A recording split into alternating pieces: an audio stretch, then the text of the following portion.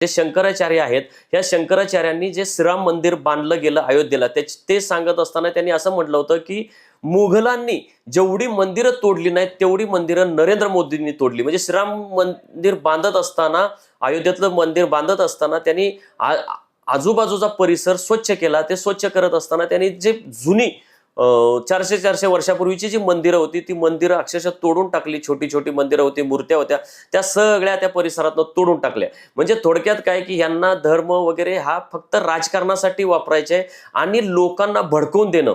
म्हणजे सामान्य जनता असेल, हिंदू समाज असेल, भोळाबाबडा हिंदू समाज आहे.